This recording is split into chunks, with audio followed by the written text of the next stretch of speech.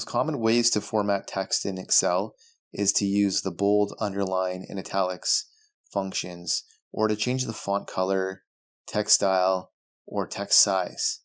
A few common shortcuts which are easy to remember relate to bold, underline, and italics. All you need to do in order to bold the text in Excel is to click on a cell, hold Control, and press the B for bold. Let's try to do this with the text heading in cell M1 called Average Selling Price. If we hold Control and press B a second time, this will remove the bold from the text. All you need to do in order to create an underline for a text in Excel is to click on a cell, hold Control, and then press U for underline. Let's try this with the text heading in cell M1 called Average Selling Price. If we hold Control and press U a second time, it will remove the underline from the text.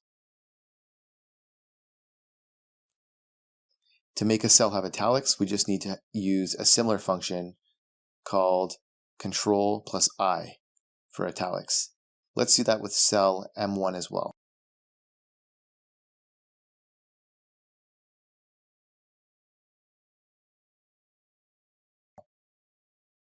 These three formatting tips are fairly intuitive in that all you need to really remember is you have to press and hold Control and then a specific letter.